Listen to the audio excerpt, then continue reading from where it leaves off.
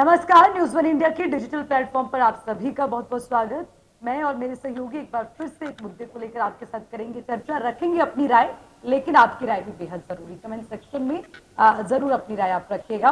तो आज शुरुआत उपचुनाव को लेकर करेंगे और उपचुनाव को लेकर काफी सियासी उठापटक यूपी में देखने को मिल रही है, लेकिन चर्चा महाराष्ट्र की भी हो रही है क्योंकि जो सियासत यूपी से शुरू हुई वो हरियाणा तक पहुंची, हरियाणा से एक बार फिर महाराष्ट्र पहुंच गई है क्योंकि महाराष्ट्र में वो बटेंगे तो कटेंगे का एक पोस्टर वहां पर देखा गया। तो अब उससे कहीं ना कहीं महाराष्ट्र में होने वाले चुनाव की साथ ही उसकी सियासत से जोड़कर भी देखा जा रहा है। और इसी के साथ क्योंकि महाराष्ट्र में भी समाजवादी पार्टी, कांग्रेस, बीजेपी अपना दमखम दिखा रही है, तो उसको लेकर जो हलचल है, आज इन तमाम चीजों को लेकर अपने विचार साझा करेंगे। तो सबसे पहले यूपी से शुरू करते हैं क्योंकि उपचुनाव को लेकर काफी हलचल है पंकज। और देखिए सबसे पहले जो चर्चा होती रही, देखिए बीजेपी तो अपने पत्ते अभी तक नहीं खोल रही है क्योंकि लगा था कि शायद चुनावों की तारीखों का ऐलान जैसे ही होगा तो शायद वो तमाम जो अपने कार्ड से खोल देगी, लेकिन वो स्पष्ट नहीं हुआ। लेकिन अब समाजवादी पार्टी ने 6 से 7 सीटें पहले मेंशन की, अब कुछ सीटें थी उसमें लग रहा था कि कांग्रेस को कुछ मिलेगा, लेकिन कांग्रेस ने अपने पैर पीछे खींच लिए। क्या इसे यूं ही एक इत्तेफाक माने कि भाई सहयोगी दल है तो कह दिया कि चलो यहाँ हम पीछे हो जाते हैं, या इसके पीछे कांग्रेस की भी कोई स्ट्रेटेजी नजर आती है? तो अर्चना, जिस तरीके से आपने अभी जिक्र करा कि महाराष्ट्र में और यहाँ उत्तर प्रदेश के उपचुनाव की अगर बात करें तो समाजवादी पार्टी और कांग्रेस के बीच में क्योंकि तनातनी इसलिए भी नजर आ रही है कि समाजवादी पार्टी ने 6 प्रत्याशी अपने उतारे बिना कांग्रेस की राय के, और उनमें से वो सीटें भी थी जो कि कांग्रेस कह रही थी कि वो सीटें हमें दे दो, हमें यहाँ पर चुनाव लड़ना है, लेकिन ऐसे में नहीं दी है। अब समाजवादी पार्टी ने 2 सीटें दी हैं, गाजियाबाद और खैर। उस पर सीधे तौर पर कांग्रेस का कहना है कि वो बीजेपी का गढ़ है और बीजेपी वहां पर सबसे ज्यादा जीती है। अभी तक गाजियाबाद की सीट पर कांग्रेस की तरफ से खाता भी नहीं खुला है। समाजवादी पार्टी ने भी मुश्किल से, मुझे जहां तक है कि 1-2 चुनाव वहां पर जीता है। तो ऐसे में कांग्रेस को लग रहा है कि अगर उसने अब आकर दबाव में 2 सीटों पर चुनाव लड़ा तो आने वाले 2027 के चुनाव में फ्रंट फुट पर अगर नजर आएगी तो वो सिर्फ और सिर्फ समाजवादी पार्टी नजर आएगी। और इसीलिए क्योंकि महाराष्ट्र में, क्योंकि अभी आप जिक्र कर रही थी, तो महाराष्ट्र का भी यहां पर सीधे तौर पर कहा कि 2 सीटें पर हम चुनाव नहीं लड़ रहे हैं, आप सारी सीटों पर लड़ो, लेकिन आपको क्या करना है, महाराष्ट्र की सारी सीटों पर हमारा साथ देना है और हमें ही फ्रंट फुट पर खेलने देना है। लेकिन अर्चना, यहाँ पर दूसरा पहलू यह भी निकलकर सामने आता है कि राष्ट्रीय पार्टी बनने आने का सपना समाजवादी पार्टी का है कि राष्ट्रीय पार्टी बनेगी, आम आदमी की टक्कर पर जिस तरीके से समाजवादी पार्टी जाएगी, ये भी एक बहुत बड़ा सवाल वहां पर खड़ा होता है। तो अब देखना होगा कि अखिलेश यादव क्या इस चीज पर सहमति बना सकते हैं कि वो अपनी राष्ट्रीय पार्टी बनाने का जो सपना है, क्या उसको चकनाचूर होते देख सकते हैं, या फिर ये जो गठबंधन है, ये जो समाजवादी पार्टी और कांग्रेस को लेकर जिस तरीके से बोला जा रहा है बीजेपी की तरफ से कि देखिए अभी तो चुनाव आने दीजिए, जो चाहे विधानसभा के चुनाव हो उसमें देखिएगा कैसे दरार पड़ती है, लोकसभा में भले साथ में है, लेकिन जब वो चुनाव, स्थानीय चुनावों की बात करें या फिर दूसरे चुनावों की बात करें जो अपने अपने लेवल पर इन लोगों को लड़ना है, वहां पर दरार जरूर नजर आ रही है। तो यानी कि इसको स्ट्रेटेजिक माना जा सकता है श्रावणी, क्योंकि यूं ही जो राजनीतिक दल होते हैं वो अपने पांव पीछे कर ले मुश्किल है, क्योंकि भैया चुनाव बड़ी मुश्किल से आता है और उसमें अपनी बारी की पारी खेलना वो बड़ा दाव लगता है। बिल्कुल। और मुझे लगता है कि कांग्रेस ने यहाँ पर नहले पे दहला दिया है, क्योंकि आप देखिए बीजेपी को मात देने के लिए इकट्ठा तो आ गए थे, लेकिन सबको अपनी अपनी राजनीतिक रोटियां तो सेकनी है, अपनी अपनी पार्टियों को आगे बढ़ाना है।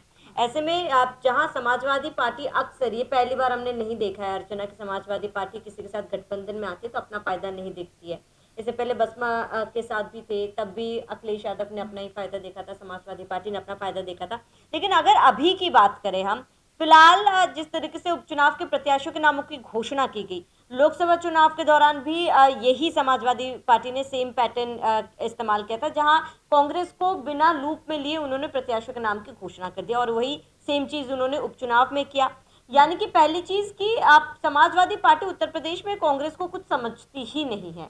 एक तरीके से ये कहना गलत नहीं होगा, क्योंकि जिस तरीके से प्रत्याशियों के नामों की घोषणा की गई वो भी उन सीटों पर भी जिसकी डिमांड कांग्रेस करती आ रही है, और वो 2 सीट कांग्रेस को दे दी, जहां पर पता है कि सालों से कांग्रेस कभी नहीं जीती, एक में 22 साल से, एक में 40 साल से कांग्रेस कभी भी सत्ता में नहीं आई है। मतलब एक तरीके से पहले से ही ये कहना गलत नहीं होगा कि हारी हुई बाजी जो है वो कांग्रेस के नाम समाजवादी पार्टी ने कर दी। और अब आप कांग्रेस सब देख समझ तो रही है, अब कांग्रेस पीछे क्यों हटेगी? सबसे बड़ा सवाल ये कि कांग्रेस पीछे क्यों हटेगी? अगर आप उत्तर प्रदेश में कांग्रेस को कुछ नहीं समझ रहे तो कांग्रेस वहीं आपको नेशनल लेवल पे कुछ नहीं समझती। आपको राष्ट्रीय पार्टी बनना है लेकिन भाई आपको कांग्रेस के साथ आगे बढ़ना है तो आपको तालमेल बिठाना पड़ेगा।